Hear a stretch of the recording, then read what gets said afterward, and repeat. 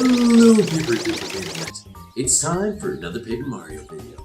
If you were here last time, you saw that in my review of Bug Fables, I really liked the game, but I talked about how the chapters weren't quite as stellar in their unique stories and the individual stories they told within those chapters. So, today, I want to take a look at Paper Mario's chapters and see what makes them so special by doing a top 10 list of the best Paper Mario chapters of all time. We're including Color Splash, Sticker Star, Thousand Year Doors, Super Paper Mario, and the original Paper Mario for N64. Let's get into it. Hello, it's me, Drencast from the future. I've played Paper Mario Origami King and I have to tell you that, oh my gosh, there are some good chapters in that game. So we gotta make this top 10 into a top 12. So we're just gonna zoom out, change that title right there, and we'll be good to go. Alright, thanks for watching, enjoy the video.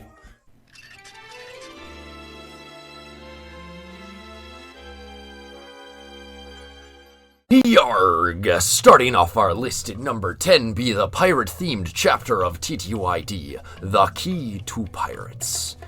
True to its name, this chapter lets us live out our pirate fantasy by setting sail in the seven seas, getting shipwrecked by some ghosts, and delving into a grotto to discover an ancient treasure protected by the Pirate King.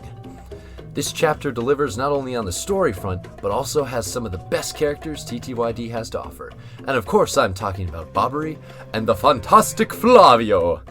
Yes, we not only get the sentimental tale of Bobbery, a sailor whose love passed away while he was out at sea. Oh, so sad. And then we also get Flavio, who's this flamboyant, selfish leader who reminds me a little bit of Colorado if Colorado was like 10 times more of a coward. The dungeon in this chapter is also loaded with all sorts of exciting pirate traps and puzzles, with my personal favorite being the ones related to the boat, like this one where you have to use the boat to drop off this waterfall and collect the crank. This chapter has adventure, intrigue, a little bit of humor, and everything else a pirate wannabe could ever want. You're not gonna want to miss this one.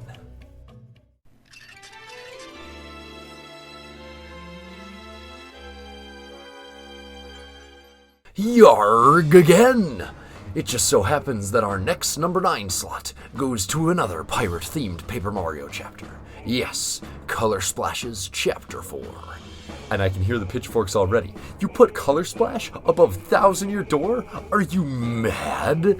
Well, yes, but also, this Color Splash chapter is way better than its TTYD relative, for a couple reasons. The first being how this chapter begins. You see, in TTYD's chapter, you just sit through a long dialogue box as the game scrolls from day to night, and it gives you a vague idea of what's happening to you and the crew. But in Color Splash, we get a much more involved role in sailing, as we get to control the ship's turning and its cannons in order to navigate this mysterious sea. But what really makes this chapter for me is when you find this pipe. Yes, after popping open this cork and heading through, you'll find yourself in some sort of bizarro Mario world, where everything from the coin sound effect to the battle music is all just a little off. Yes, this chapter has a dual world mechanic, which leads to all kinds of incredible puzzles where you'll have to clear an obstacle in one world, which will then in turn clear it in the other. I love mechanics like this because it gives you much more meaning to every activity you do. Every pillar you whack or piece of landscape you alter has twice as much excitement tied behind it because it might have drastically changed something in the other world. It also tests your memory of the whole level layout and reminds you to check old areas in order to move forward. And this is really special because many of Color Splash's levels lack this amount of exploration and instead just push you forward in one direction. So this dual world pirate party is a refreshing twist to Color Splash's formula.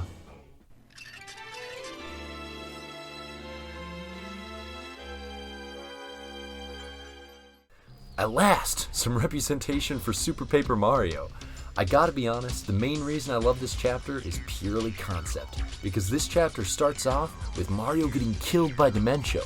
Yeah, you heard me right. Mario dies.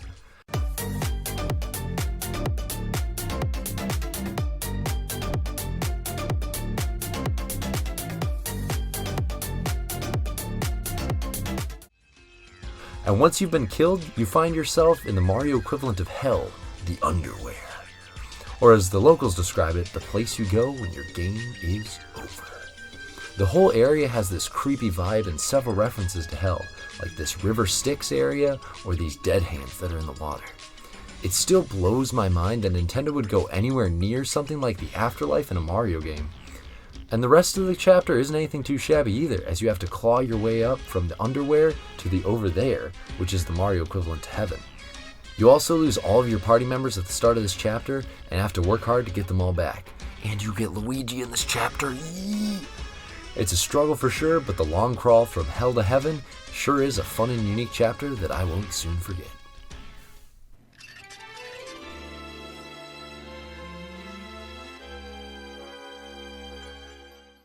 In this chapter, you sail across the sea, much like a game that I love. Yes, it's Zelda Into the Great Unknown. You go to find the three pieces of wisdom, power, and courage. It's just Wind Waker. Yes, this Paper Mario chapter is highly inspired by The Legend of Zelda Wind Waker. And just like in that game, you'll have a 7x7 map to explore that's full of all sorts of islands. But let's not get ahead of ourselves. When you start the chapter, you'll only have a few islands to explore because of this mysterious fog. But after clearing Skull Island, the map expands from being this big to this big. The moment the sea opened up to me, I couldn't wait to explore every little detail that the developers had hidden away in this massive sea. The whole design of this chapter is open world exploration, so you can go anywhere at any point in your adventure. And each island you explore will give you a unique award like an HP up heart, a minigame trophy, or one of the pieces of the overarching chapter's puzzle. So you can also go straight to the main dungeon at this point in the chapter by following the ribbon, but the door is locked by 3 orbs, the Wisdom, Power, and Courage orbs, so you'll have to scavenge the sea to discover their locations. And on top of all these incredible exploration moments, this chapter also has one of the best dungeons in all of Origami King. The Sky Tower dungeon takes elements from all 4 of Elemental dungeons before it and mixes them all into one, bringing the best of the previous dungeons all into one place. This seafaring journey was a wonderful mix-up to the standard chapter design, and I can't wait to see more open-ended chapters like this in the future of Paper Mario.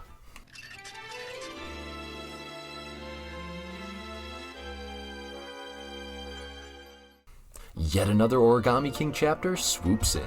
I had a hard time deciding which of these 2 chapters should go higher up on the list, but the yellow streamer beat the purple streamer out just by a slight margin for a few reasons that I'll get to in a sec.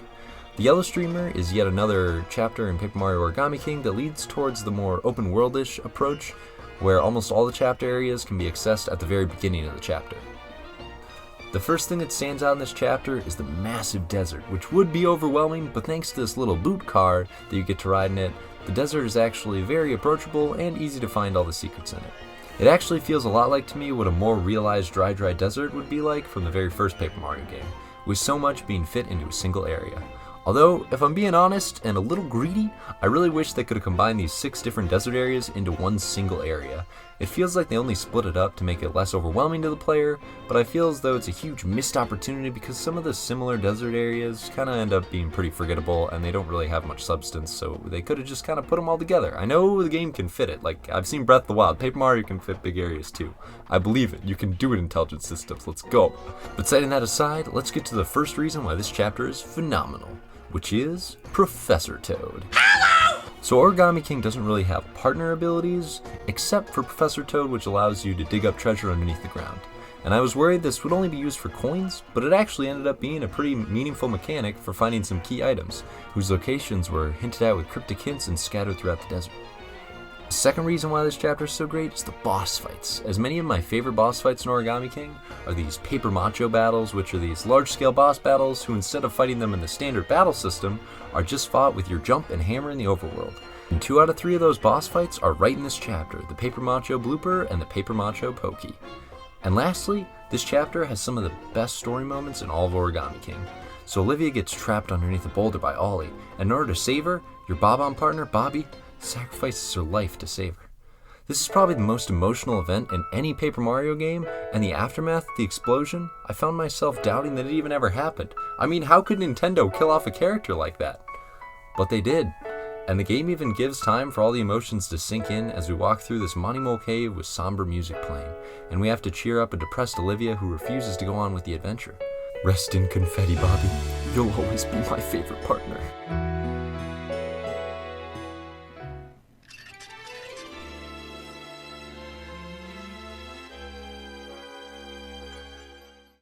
I'm not quite sure what it is about Chapter 1s in Paper Mario games, but they always do such a good job at getting me hyped up for the adventure ahead, with green grasslands and an enemy's castle to scale. Yes, it's Paper Mario's very first chapter, Storming Koopa Bros Fortress, where we get to save Koopa Village from the fuzzy invasion and storm the Koopa Bros Fortress.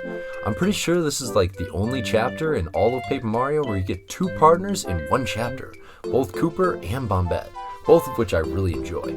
Although Kooper will always be my favorite because of that childish excitement for adventure. This chapter also features my favorite Paper Mario boss of all time, the Koopa Bros, who even though they're just blatant knockoffs of the Teenage Mutant Ninja Turtles, they still have that rockin' 90s attitude and a tubular theme song to boot. Kick it!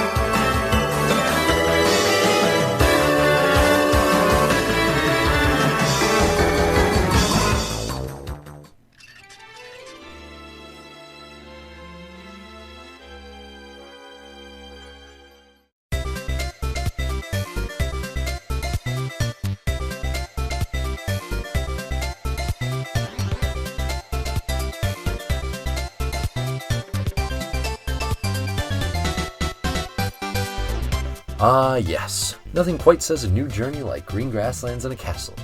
Wait, didn't we just do this? Well, Thousand Year Door thought it'd be a good idea to do it again, with its Chapter 1 named Castle and Dragon, which features many similar elements to the original Paper Mario's Chapter 1, but supercharged! You've got the same general beats hit with grasslands, a Koopa village, fuzzy beetles, and a scaling castle. But Thousand Year Door has you challenge this wonderful Quizmaster Thwomp, which reminds me of the Peach quiz game from the original Paper Mario. And the castle doesn't give off that same dark, ominous feeling as the Koopa Bros Fortress, but instead has many interesting action set pieces, like this room that floods with dry bones, or the spiked ceiling that slowly descends down upon you. There's even great character moments to be had, like when you discover dry bones that has a diary on it, and Koops mistakes it for his father that went missing years ago. This is his whole motivation for joining you on his journey, which makes it way more interesting than Cooper, who simply joins you for adventure. And the whole dungeon has this incredible sense of space where you get these incredibly tall rooms that you can traverse with these fun glowing blocks that float up and down and help solve all these puzzles. And the whole experience is capped off with a boss that's nothing short of a technical wonder. As you see this massive hooktail in his throne room, and when he enters the battle he has to just crouch down just to fit his little head in there. And after this epic duel, you get reunited with Coop's father, who has been hiding in the dragon's stomach for 10 years!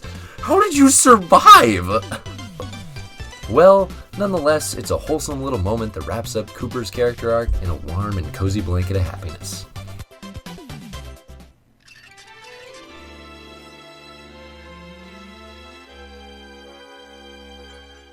What could be better than all these Chapter 1 adventures? Well, how about a Chapter 2 adventure? Yes, it's time to solve the mystery of Dry Ruins.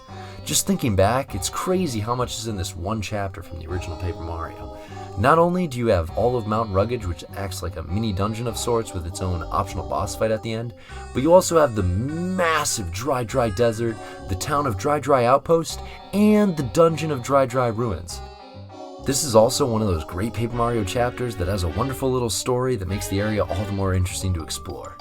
You'll first run across an archaeologist, Colorado, who's exploring for the ancient Dry Ruins. But in order to find these ruins, you'll have to ask around the locals at Dry Outpost. And then you'll come across the mysterious Mustafa, who has guarded the ruins with his lineage since ancient times. He'll lend you a sacred jewel, which you'll be able to explore the massive desert with and find the ruins for yourself. And can I just gush for a second about how awesome this desert is? I mean, I talked about in an earlier video that most classic Paper Mario areas lack large explorable spaces and often seem to be no more than glorified hallways.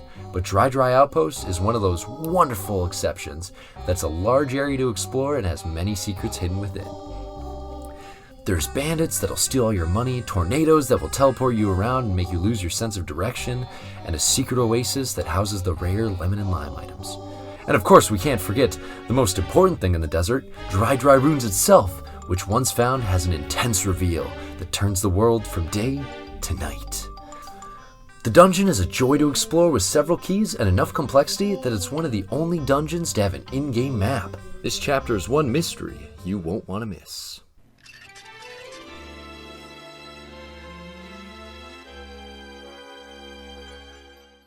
Oh, now we're getting to the best of the best chapters.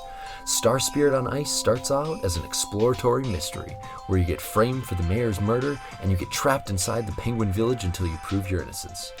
But worry not, some quick exploration and you'll prove your innocence and receive a bucket for your efforts. You then have to visit another neighboring town to collect the second ancient snowman relic, a piece of cloth? But hey, now you get to climb an awesome mountain and enter one of the coolest dungeons in the game.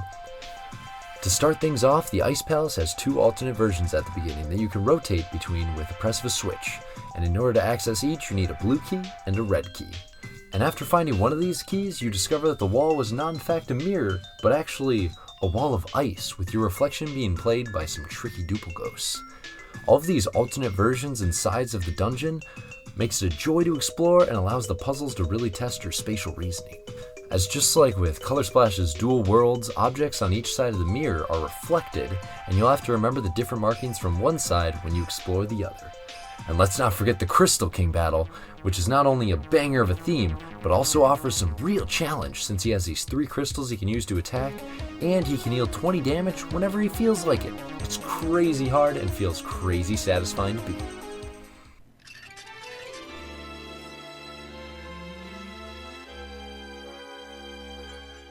It seems that as I grow older, the dark and spooky levels that I used to hate as a kid quickly become some of my favorites, and that's definitely the case with the invincible Tubba Blubba. I used to not be able to stand the spooky Forever Forest and the Boo Mansion, and wanted to get through them as quick as possible, but now I can't get enough of them. Forever Forest is a fun take on Zelda's Lost Woods concept, and has some neat hidden items that are hidden off the main path, for those willing to risk some exploration. The Boo Mansion and Tubba Blubba's castle are incredibly fun to explore and have a multitude of hidden items in their nooks and crannies. This is also the only chapter where the captured Star Spirit escapes from Bowser's minion, but then gets recaptured by the Boos, who then hire Mario to take out Tubba Blubba, which is the area's boss. This is a nice little story element showing us how the Star Spirits aren't just waiting around to be saved, and are actually trying to escape on their own. Later on in the chapter, you get to go to Tubba Blubba's mansion, which feels like a Mission Impossible infiltration sequence, as you know that Tubba Blubba is invincible, and your only hope of beating him is to find the weakness somewhere in the mansion before he finds you. NANI?! お前はもう死んでいる. And once you've found the location of his weakness, you gotta book it out of there before he catches you, and he'll do all he can to stop you. I always remember this one scene and being so impressed at it when he destroys all the bridges and they all fly up into the air and crash down. But there's no time to admire, I gotta dash! This chase theme is also one of the best songs in the game, and I only wish I could savor it more instead of rushing to get away from Tubba Blubba so he doesn't catch me.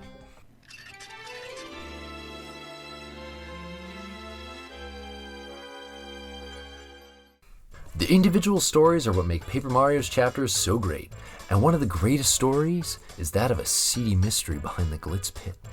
In this chapter, you enter as a newcomer fighter, and at first, the premise seems simple. Beat the champion so you can claim his belt and get the crystal star that's on it. But as you make your way up the ranks, you get these mysterious messages from unknown third parties.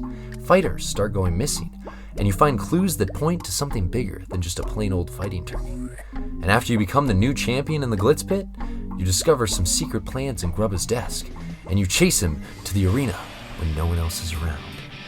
And now you face him in a showdown to save all the lost fighters, or become another lost fighter yourself. The only reason this chapter isn't the best in my book is I love these large explorable spaces, and there really isn't too much to explore in this chapter, which is why I have to give my number 1 pick to...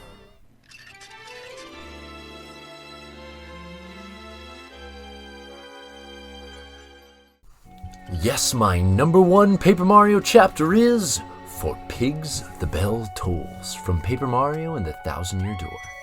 This chapter holds a special place for me, mostly because it has the best story twist in any Paper Mario game, and anyone who's played TTYD should know exactly what I'm talking about. In TTYD's Chapter 4, the whole town is cursed, and everyone is turning into pigs. And they're 3D pigs! What the heck, this is a 2D game, what's happening? It's a curse!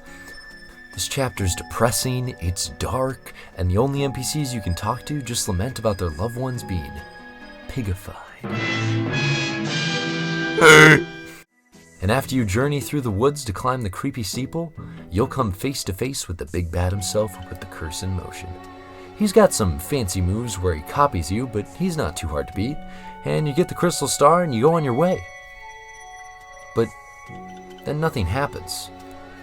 So you start to press buttons on your controller and suddenly you press A and the boss snaps back to life. But after moving around the joystick a little bit, it becomes clear. You just got body snatched. And with your identity stolen, you have to work to solve the mystery of Duplus's weakness by recruiting an unlikely friend, exploring the depths of the steeple, and finally facing off against Duplus once more. But this time, he's got all your old partners to back him up. This story's chapter by far is the most unique and has some areas that are pretty fun to explore as well as a hidden boss that I didn't even know about until I looked up the guide the other day. And it's got an atmosphere that's unmatched than any other Paper Mario chapter, making Paper Mario TTYD's Chapter 4 for Pigs the Bell Tolls my #1 Paper Mario chapter of all time.